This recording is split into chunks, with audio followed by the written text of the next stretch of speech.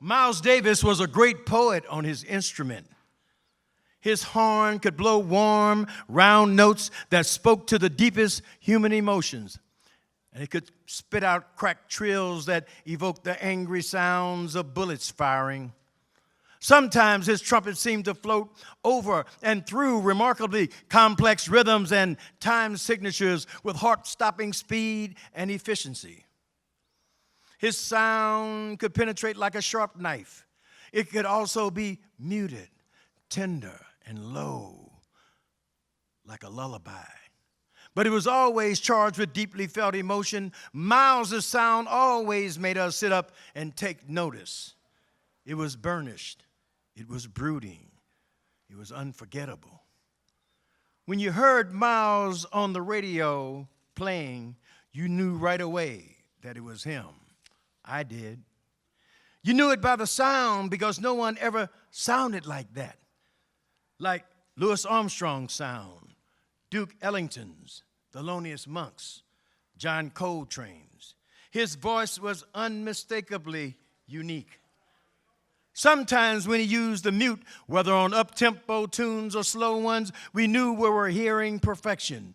When he played muted ballads, it was as if he were tenderly kissing our feelings. Then he would stun us with bright, rapid-fire bursts of notes that penetrated our souls and spirits. Miles not only soliloquized, he also had a dialoguing style.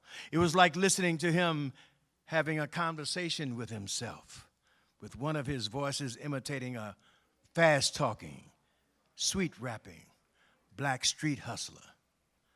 Even when he first starting out, Miles' sound and style got your attention immediately because you knew whatever he played, it was going to be unusual. His music was always unusual because that's the way his mind worked, unusually. Miles Davis was always unusual.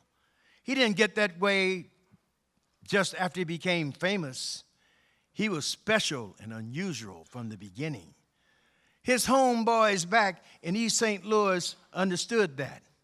They knew that he was a little odd, a little bit different from them and everyone else. They didn't mind his eccentricities. They gave him the space to be different all his life, but only as long as he didn't step over the invisible line that both he and they knew was there.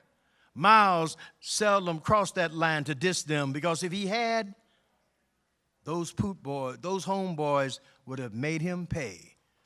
None of them weren't no poot butts.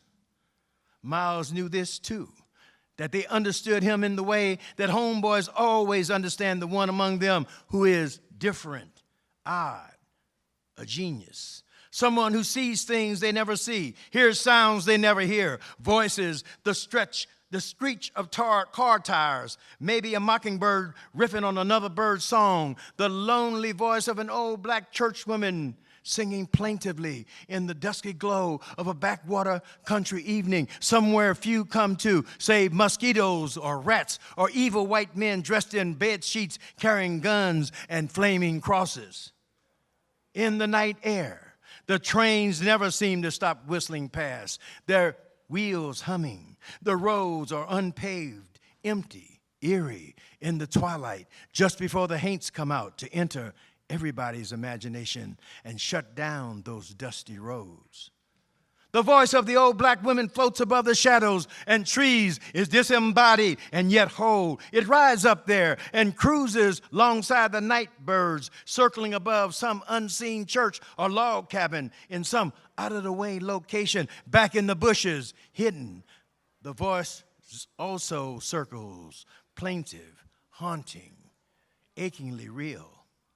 And if you had the privilege of hearing that voice, perhaps you wouldn't file it away as anything special, something to imitate and relate to for the rest of your life, a reference point for your own life's experiences, making you sensitive, alert, cognizant of other beautiful, necessary things.